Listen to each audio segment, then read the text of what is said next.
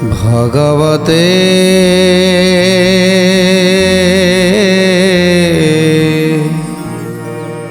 वासुदेवाय।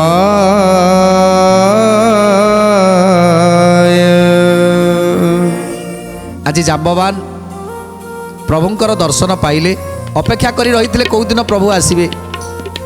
तेणु प्रभु श्रीरामचंद्र रूप को दर्शन कले अनेक कथा चिंता करी रखिथिले ताकर जाम्बवती कन्या को विवाह कराइबे प्रभुंक सहित ताहा मध्य कराइले। नाना प्रकार जानी यौतुक देइछंती श्यमंतक मणि को यौतुक देइछंती जाम्बवान। तापरे कौन है सारी विवाह विधि सर्वे होइले कतोष अंतपुरे बर कन्या होइले प्रवेश। अंतपुरे बर कन्या होइले प्रवेश। अंतपुरे बर कन्या होइले प्रवेश। स्नान सारिण शौच हेले देव हरि उद्धव संगे मनई स्थाने विजय हरि उत्तम संगे सुपक जोगाड़ व्यंजन एकत्र भुजती जाम्बवती नारायण। एकत्र भुजती जाम्बवती नारायण। एकत्र भुजती जाम्बवती नारायण। आज स्नानादि शौच सारी आज प्रभु एथर भोजन करने बसिचंती पाखरे उद्धव प्रभु एवं जाम्बवती आज भोजन करुछंती। सखी माने सखी गहन रे आज समस्ते भोजन करुछंती। जाम्बवान देखि खुशी होउछंती। भुंजीण त्रुपत एले देव नर हरि अनेक दिनर क्षुधा परिश्रम हरि। अनेक दिनर क्षुधा परिश्रम हरि। अनेक दिनर क्षुधा परिश्रम हरि। आज प्रभुंकर मन जानी अन्न परसी देइछंती। घृत अन्न पक्व व्यंजन आदि आज नाना प्रकार व्यंजन को तैयारी करिसंती। जेते दिन ठारू प्रभु आसिलेनी सेबे ठारू ना खाइछंती ना पीछंती ना सोइछंती। ता छड़ा ये जो युद्ध रे जेतिक दिन युद्ध रे परिश्रम कले सबु परिश्रम हेइची एपटे देह दुर्बल हो जाइछि। जेतेबेले प्रभुंकर मन पसंदर खाद्य आसीगला जेतेबेले से खाद्य को आज भोजन करुछंती ग्रहण करिछंती प्रभु आउ जेमिति अन्न को भोजन करी अनेक शांति अनुभव करुछंती। आ मन पकाउछंती केते दिन हैला ये द्वारकापुर रे जादव मानकर ये जो निंदा सही न पारी आज बुली बुली केबे कोठी खाइछि कोठी न खाइछि मने नाही। जा हो एते दिन परे सुस्वादु भोजन मते मिलिला। तेणु भोजन करि सारिबा परे आज विश्राम करुछंती प्रभु। तापर दिन पर दिन बीतीगला। चौठी हैला चौठी पर अष्टमंगुला हैला। अष्टमंगुला पर चंद्र पूजा हैला। दीर्घ 12 दिन पर्यंत जाम्बवान गृह रे प्रभु रहिले। दीर्घ 12 दिन पर्यंत जाम्बवान गृह रे रहिबा परे एथर चिंता करुछंती जे निज पुर को फेरी जिवे द्वारका नगर को फेरी जिवे। ज्येष्ठ मास शुक्ल पक्ष बासर सबुरी स्वाति नक्षत्र सौभाग्य जग धरी करी। गोविंद माधव कृष्ण श्री मधुसूदन। गोविंद माधव कृष्ण श्री मधुसूदन। रात्र पांतिरे चारे जाम्ब बजनाई श्री जगन्नाथ ले उठा रथरे आरोही। श्री जगन्नाथ ले उठा रथरे आरोही। श्री जगन्नाथ ले उठा रथरे आरोही। उद्धव सारथी होई बाई से रथ जाम्बवती गे निरते विजय जगन्नाथ। देखी समस्ते आश्चर्य प्राय तामणी देखिले से जगन्नाथ संसार कारेणी। गोविंद माधव कृष्ण श्री मधुसूदन। गोविंद माधव कृष्ण श्री मधुसूदन। आज विवर को डेई जाम्बवती को धरी आज जाम्बवान नगररू उद्धव आज रथ बाहुचंती प्रत्यावर्तन कले। अनेक दूर गला परे ଦ୍ୱାରକାର ପାଖାପାଖି ହେଇଗଲେ ସେତେବେଳେ ସମସ୍ତେ ଦେଖୁଛନ୍ତି ଇଏ କ'ଣ, ସମସ୍ତେ ଆଜି ଚାହିଁଛନ୍ତି କୃଷ୍ଣଙ୍କର ମୁଖ, ଉଦ୍ଧବଙ୍କର ମୁଖ, ଇଏ କ'ଣ ଶ୍ରୀକୃଷ୍ଣ ମରିଯାଇଛନ୍ତି ବୋଲି ଭାବିଥିଲୁ, ହେଲେ ଇଏ ତ ଜୀବିତ ଅଛନ୍ତି। ଆଉ ତାଙ୍କ ନାଁରେ ନିନ୍ଦା ରଟଣା କରି ତାଙ୍କର ଶୁଦ୍ଧିକ୍ରିୟା ମଧ୍ୟ ସାରି ସାରିଲେଣି। କେହି ବୋଇଲେ ନୁହନ୍ତି ଅବା ଦେବ ହରି, କେହି ବୋଲନ୍ତି ବୁଝିବା ସିନା ତଥ୍ୟ କରି। କେବଳ ଇନ୍ଦ୍ର ବା ମାୟା ଜାଲ କଲା, ମଲା ଲୋକ କେହି ଅବା ବାହୁଡ଼ି ହଇଲା। গোবিন্দ মাধব কৃষ্ণ শ্রী মধুসূদন, গোবিন্দ মাধব কৃষ্ণ শ্রী মধুসূদন। একথা ঘটিত বড় দেখিলু প্রত্যক্ষ, সাতকীয় কুড় না ধৃষ্ট কহি মিছ। গোবিন্দ মাধব কৃষ্ণ শ্রী মধুসূদন, গোবিন্দ মাধব কৃষ্ণ শ্রী মধুসূদন। এতে বলিল যাদবে হরসরে চাই, রথু তুরি সভারে বিজে প্রভু যাই। রথু তুরি সভারে বিজে প্রভু যাই, রথু তুরি সভারে বিজে প্রভু যাই। জাম্ববতী কি উদ্ধব অন্তপুরে নেলে, শ্রী জগন্নাথ যাদবে একত্রে রইলে। গোবিন্দ মাধব কৃষ্ণ শ্রী মধুসূদন, গোবিন্দ মাধব কৃষ্ণ শ্রী মধুসূদন। ଯେତେବେଳେ ଦ୍ୱାରକା ନଗରରେ ପହଞ୍ଚି ଯାଇଛନ୍ତି, ଦ୍ୱାରକା ସଭାରେ ଉପସ୍ଥିତ ହୋଇଯାଇଛନ୍ତି, ସମସ୍ତେ ଅବାକ ହେଇ ଚାହିଁଛନ୍ତି। ଉଗ୍ରସେନ ଅବାକ ହେଇ ଚାହିଁଛନ୍ତି, ଅକ୍ରୂର ଅବାକ ହେଇକି ଚାହିଁଛନ୍ତି, ସାତ୍ୟକୀ ଅବାକ ହେଇକି ଚାହିଁଛନ୍ତି। ସମସ୍ତ ଯାଦବମାନେ ଆଜି ଚାରିପଟେ ଘେରି ଯାଇଛନ୍ତି, କାହିଁକିନା ସମସ୍ତେ ଜାଣିଛନ୍ତି କୃଷ୍ଣ ଆଉ ଜୀବନରେ ନାହାନ୍ତି। ହେଲେ କୃଷ୍ଣ ଉଦ୍ଧବ ଆଜି ଫେରି ଆସିଛନ୍ତି, ପୁଣି ତାଙ୍କ ସହିତ ଗୋଟେ କନ୍ୟା ଯାହାକୁ କୃଷ୍ଣ ବିବାହ କରି ଆଣିଛନ୍ତି। ଏ କଥାକୁ ଦେଖିବା ପାଇଁ ଆଜି ଦ୍ୱାରକା ନଗରରେ ପ୍ରବଳ ଭିଡ଼, ଆଜି ପ୍ରବଳ ଭିଡ଼। ତେଣୁ ସମସ୍ତେ ଯେତେବେଳେ ଆସି ପହଞ୍ଚିଗଲେ, ସେତେବେଳେ ଉଦ୍ଧବ ଆଜି ନେଇଯାଉଛନ୍ତି ଅନ୍ତପୁରକୁ, ଜାମ୍ବବତୀଙ୍କ ଅନ୍ତପୁରକୁ ନେଉଛନ୍ତି। ଯେତେବେଳେ ଶୁଣିପାରିଲେ ସୁଭଦ୍ରା ଯେ ଭାଇ ତାଙ୍କର ବଞ୍ଚିଛନ୍ତି, ତେଣୁ ଆନନ୍ଦ ଗଦଗଦ ହୋଇ ଦୌଡ଼ୁଛନ୍ତି। ଯେତେବେଳେ ଶୁଣିପାରିଲେ ରୁକ୍ମିଣୀ ଏବଂ ଛଅ ଜଣ ତାଙ୍କର ସହଚରୀ ଯେତେବେଳେ ଶୁଣିପାରିଲେ ଯେ ପ୍ରଭୁ ବଞ୍ଚିଛନ୍ତି, ତେଣୁ କ'ଣ କରିବେ ଆଜି ଆନନ୍ଦ ଗଦଗଦ ହୋଇଯାଇଛନ୍ତି ସମସ୍ତେ। ହେଲେ ଏ ବିଧବା ବେଶ ନେଇ କେମିତି ପ୍ରଭୁଙ୍କ ସାମ୍ନାକୁ ଯିବେ, ଏ ବିଧବା ବେଶ ନେଇ କେମିତି ପ୍ରଭୁଙ୍କ ସାମ୍ନାକୁ ଯିବେ। ତେଣୁ ଆଜି ସେମାନେ ନିଜକୁ ଆଜି ସଜ କରୁଛନ୍ତି, ନିଜକୁ ନିଜେ ପୁଣି ଥରେ ସଜ କରାଉଛନ୍ତି। ମୁଦୁସୁଲିର ବଚନ ଶୁଣି କୃଷ୍ଣ ରାଣୀ, ନିସ୍ତରିଲି ବୋଲି ଠାକୁରାଣୀ। গোবিন্দ মাধব কৃষ্ণ শ্রী মধুসূদন, গোবিন্দ মাধব কৃষ্ণ শ্রী মধুসূদন। ଅନ୍ଧକୁ ପ୍ରାପତ କିବା ହେଲା ଦିବ୍ୟ ଚକ୍ଷୁ, ପଥେ ସମ୍ପଦ ପାଇକି ଦରିଦ୍ର ଯେ ଭିକ୍ଷୁ। ଚାତକ ମୁଖେ କି ହେଲା ମେଘ ଜଳ ବୃଷ୍ଟି, ଚନ୍ଦ୍ର ଦେଖି ଯେନେ ହର୍ଷେ କଇଁ ফুল ফুটি। চন্দ্র দেখি যেনে হর্ষে কই ফুল ফুটি, চন্দ্র দেখি যেনে হর্ষে কই ফুল ফুটি। ଆଜି ଯେତେବେଳେ ଶୁଣିଦେଲେ ପ୍ରଭୁ ବଞ୍ଚିଛନ୍ତି, ଆଉ ପ୍ରଭୁଙ୍କୁ ଦେଖିଦେଲେ ଯେ ପ୍ରଭୁ ଅଛନ୍ତି ଏବଂ ତାଙ୍କ ସହିତ ଜାମ୍ବବତୀ କନ୍ୟାକୁ ବିବାହ କରି ଆସିଛନ୍ତି, ସମସ୍ତେ ଆଜି ଆନନ୍ଦ ଗଦଗଦ ହୋଇଯାଇଛନ୍ତି। ରୁକ୍ମିଣୀଙ୍କ ସହିତ ତାଙ୍କର 6 ପାଟରାଣୀ ସମସ୍ତେ ଆଜି ଖୁସି ହୋଇଯାଇଛନ୍ତି, ଆଉ ନିଜକୁ ନିଜେ ଏବେ ସଜ କରୁଛନ୍ତି। কস্তুরী আবর গন্ধ পুষ্প পনি পানি, ছাড়ি বিধবার বেশ সুন্দরী কামিনী। ছাড়ি বিধবার বেশ সুন্দরী কামিনী, ছাড়ি বিধবার বেশ সুন্দরী কামিনী। পঞ্চরত্ন মাণিক্যরে ভরি অর্ঘ্যস্থলী, শ্রীকৃষ্ণকু অনুসরি বসি সর্ববাড়ী। শ্রীকৃষ্ণকু অনুসরি বসি সর্ববাড়ী, শ্রীকৃষ্ণকু অনুসরি বসি সর্ববাড়ী। সুকমুনি বলন্তি হে শুণ নূর্পমণি, শ্রী ভাগবত পুরাণ পুণ্যময় ধ্বনি। শ্রী ভাগবত পুরাণ পুণ্যময় ধ্বনি, শ্রী ভাগবত পুরাণ পুণ্যময় ধ্বনি।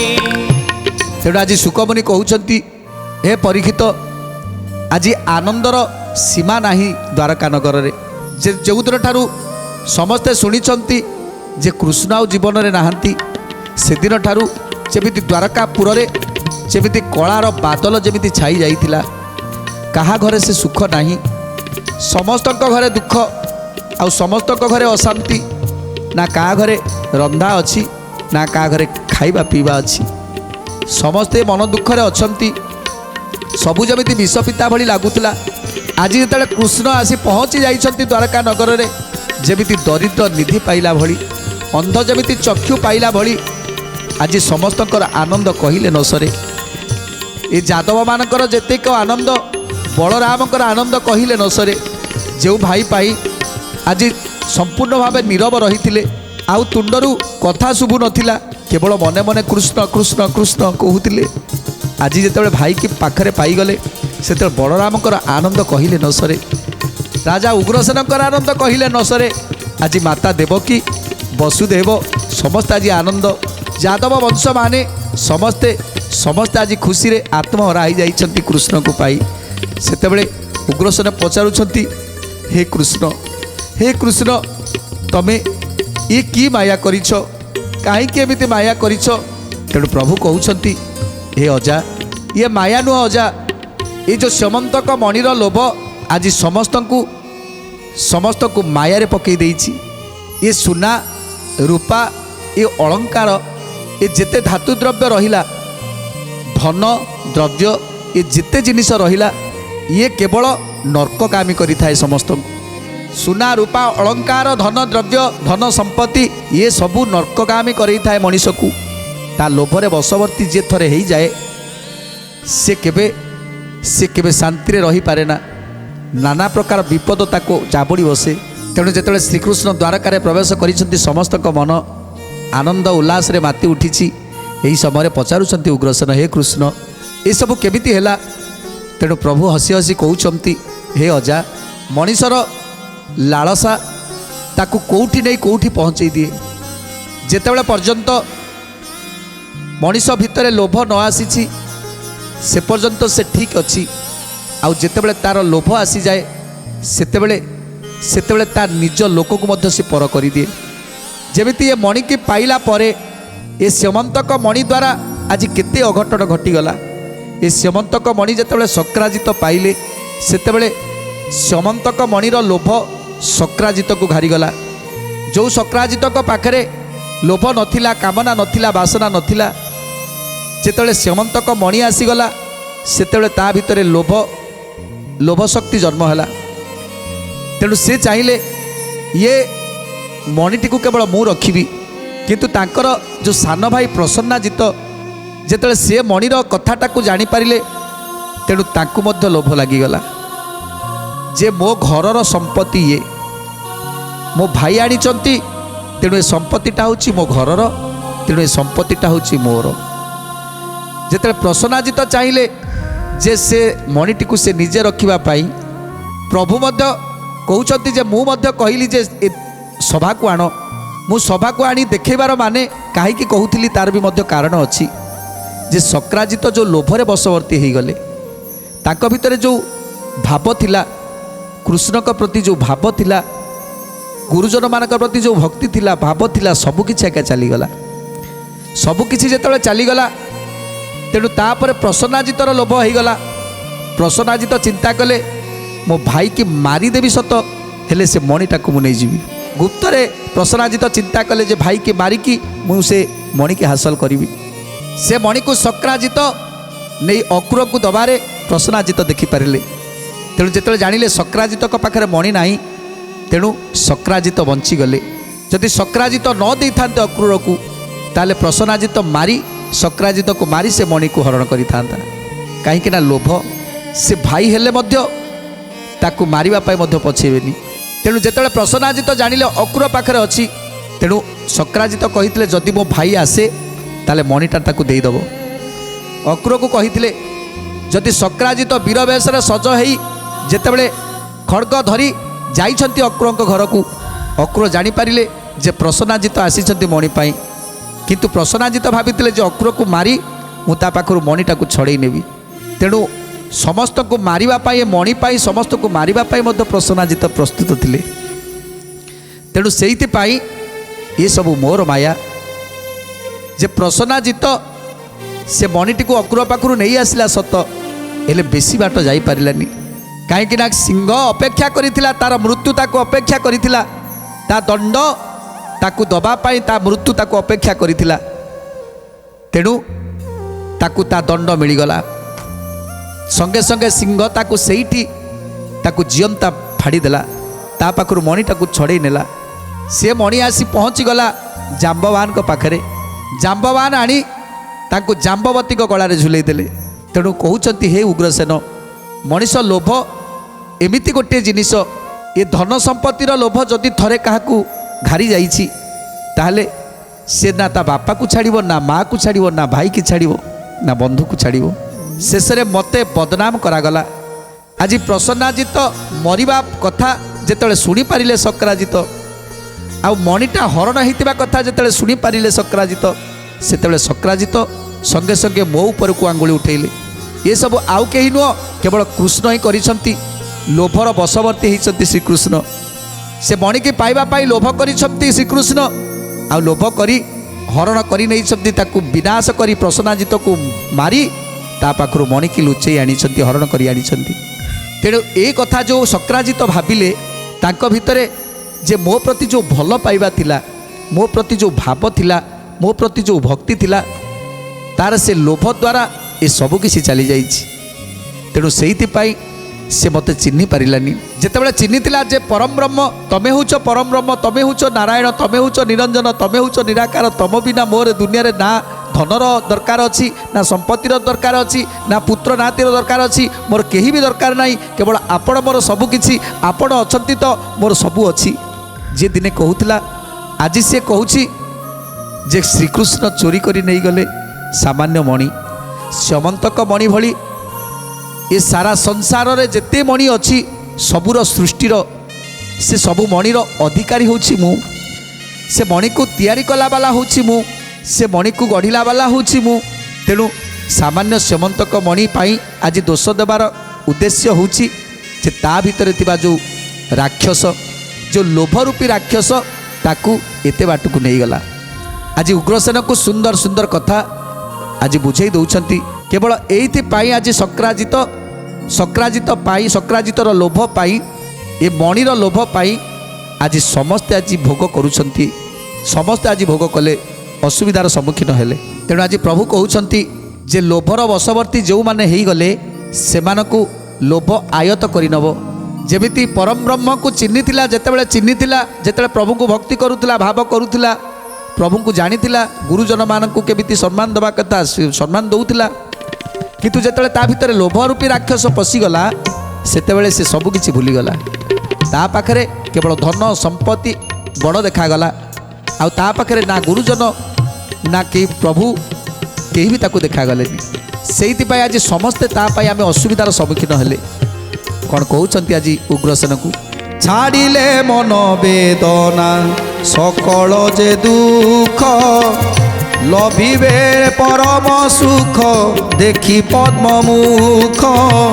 লভিবে পরম সুখ দেখি পদ্মমুখ, লভিবে পরম সুখ দেখি পদ্মমুখ। নারায়ণ বইলে উগ্রসেনে চাই, বহুত কষ্ট পাইলি এই মণি পাই।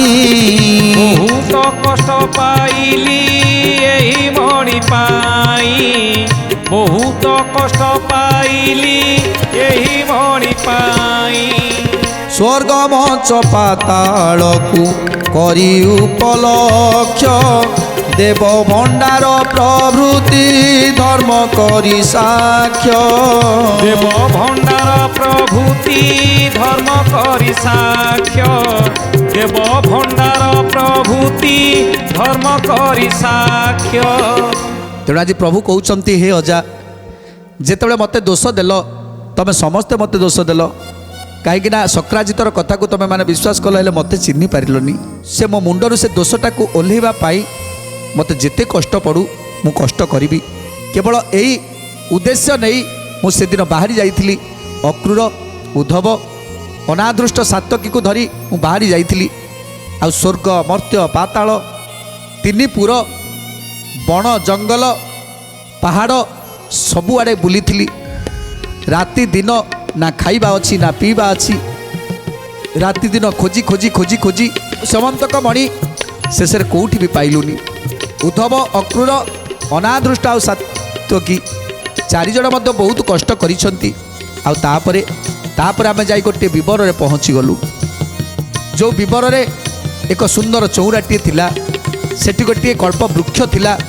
ଆଉ ସେ ବୃକ୍ଷ ତଳେ ମୁଁ ଏ ତିନି ଜଣକୁ ବସେଇ ଦେଲି। ସାତ୍ୱକୀ ଅକ୍ରୂର ଅନାଦୃଷ୍ଟ ତିନି ଜଣକୁ ବସେଇ ଉଦ୍ଧବକୁ ଧରି ମୁଁ ଚାଲିଗଲି। ଯେତେବେଳେ ଗର୍ତ୍ତ ଭିତରେ ପଶିଗଲି, ଗର୍ତ୍ତ ଭିତରେ ଯାଇ ଦେଖିଲି ସେଠି ଜାମ୍ବବାନଙ୍କର ଘର, ତାଙ୍କର ନଅର। ତେଣୁ ଜାମ୍ବବାନଙ୍କ ନଅର ଭିତରେ ପଶି ଯେତେବେଳେ ଦେଖିଦେଲି ଜାମ୍ବବତୀ କନ୍ୟାଙ୍କର ତାଙ୍କ ଗଳାରେ ସେ ସେମନ୍ତକ ମଣିଟି ଅଛି। ତେଣୁ ସଙ୍ଗେ ସଙ୍ଗେ ସେମନ୍ତକ ମଣିଟିକୁ ମୁଁ ନେଇ ଆସିଲି। ଆଉ ଏସବୁ ଦେଖି ଜାମ୍ବବାନ ମୋ ସହିତ ଯୁଦ୍ଧ ଆରମ୍ଭ କରିଦେଲେ। ମୁଁ ଯିବା ପୂର୍ବରୁ କହିଥିଲେ ତିନି ଜଣକୁ 3 ଦିନ ପରେ ଯଦି ମୁଁ ନ ଆସେ ତାହେଲେ ତୁମେମାନେ ଦ୍ୱାରକାକୁ ଚାଲିଯିବ। ଆଉ ସେମାନେ 3 ଦିନ ପରେ ଯେତେବେଳେ ମୁଁ ନ ଆସିଛି ସେତେବେଳେ ସେମାନେ ଚାଲି ଆସିଛନ୍ତି ଦ୍ୱାରକାକୁ। ଆଉ ଯେତେବେଳେ ରକ୍ତକୁ ଦେଖିଛନ୍ତି, ଯେତେବେଳେ ସୈନ୍ୟ ସାମନ୍ତମାନଙ୍କୁ ମୁଁ ମାରିଛି, ଯୁଦ୍ଧ ହେଇଛି, ସେହି ସମୟରେ ସେ ରକ୍ତ ସବୁ ସେଇ ଗର୍ତ୍ତ ଭିତରେ ପଶି ଯେତେବେଳେ ଉପରକୁ ଉଠିଛି, ସେ ରକ୍ତକୁ ଦେଖିଛନ୍ତି ସାତ୍ୱକୀ ଅନାଦୃଷ୍ଟ ଅକ୍ରୂର। ଆଉ ସେତେବେଳେ ଭାବିଛନ୍ତି ବୋଧେ ମୁଁ ମରିଯାଇଛି। ଆଉ ସେଇଥିପାଇଁ ଆସି ଦ୍ୱାରକାପୁରରେ ପହଞ୍ଚିଗଲେ। ଆଉ ତମମାନଙ୍କୁ କହିଲେ ଯେ କୃଷ୍ଣ ଆଉ ନାହାନ୍ତି, କୃଷ୍ଣ ମରିଯାଇଛନ୍ତି। ତେଣୁ ଏକଥା ଶୁଣି ତମେମାନେ ମଧ୍ୟ ବିଶ୍ୱାସ କଲ। ତେଣୁ ପ୍ରଭୁ ଆଉ କ'ଣ କହୁଛନ୍ତି ଉଗ୍ରସେନକୁ? ତେଣୁ ପ୍ରଭୁ କହୁଛନ୍ତି, ହେ ଅଜା, ଆମେ 14 ଦିନ ପର୍ଯ୍ୟନ୍ତ ଘୋର ରଣ କଲୁ। ଯେତେ ଯେତେ ମୁଁ ମାରୁଥାଏ ସୈନ୍ୟମାନଙ୍କୁ, ସେମାନେ ସେତେ ସେତେ ଜୀବିତ ହୋଇଯାଉଛନ୍ତି। ଏସବୁ ଦେଖି ମୁଁ ଆଶ୍ଚର୍ଯ୍ୟ ହୋଇଗଲି। ନା, ମୋର କ୍ଷୁଧା ତୃଷାରେ ଦେହଟା କ୍ଷୀଣ ହୋଇଗଲାଣି। ତାପରେ ଅନେକ କଷ୍ଟ ସହିଲୁ। ଆଉ ତାପରେ କ'ଣ ହେଲା, କ'ଣ କହୁଛନ୍ତି ପ୍ରଭୁ? ସୁନ୍ଦର କଥା ଜାଣିବା। ଆଜିର ସମୟ ଇସାରା ଦେଲାଣି। ପରବର୍ତ୍ତୀ ଅଧ୍ୟାୟରେ ଆମେ ସୁନ୍ଦର କଥା ନେଇ ଆସିବା। ହରିବଂଶ ବାଣୀ କେମିତି ଶ୍ରବଣ କରୁଥାନ୍ତୁ। ଆଜିର କାର୍ଯ୍ୟକ୍ରମକୁ ସମାପ୍ତ କରିବା ପୂର୍ବରୁ ଟିକେ ପ୍ରଭୁଙ୍କର ନାମ ସଂକୀର୍ତ୍ତନ କରିବା ଏବଂ ଆଜିର କାର୍ଯ୍ୟକ୍ରମକୁ ସମାପ୍ତ କରିବା। ଭଜ ଗୋବିନ୍ଦ ଗୋବିନ୍ଦ ଭଜ ଭଜ ରେ, ଭଜ ଗୋବିନ୍ଦ ଗୋବିନ୍ଦ ଭଜ ଭଜ ରେ, ଭଜ ଗୋବିନ୍ଦ ଗୋବିନ୍ଦ ଭଜ ଭଜ ରେ, ଭଜ ଗୋବିନ୍ଦ ଗୋବିନ୍ଦ ଭଜ ଭଜ ରେ, ଭଜ ଗୋବିନ୍ଦ ଗୋବିନ୍ଦ ଭଜ ଭଜ ରେ, ଭଜ ଗୋବିନ୍ଦ ଗୋବିନ୍ଦ ଭଜ ଭଜ ରେ, রাধে গোবিন্দ গোবিন্দ ভজ ভজ রে, রাধে গোবিন্দ গোবিন্দ ভজ ভজ রে, রাধে গোবিন্দ গোবিন্দ ভজ ভজ রে, রাধে গোবিন্দ গোবিন্দ ভজ ভজ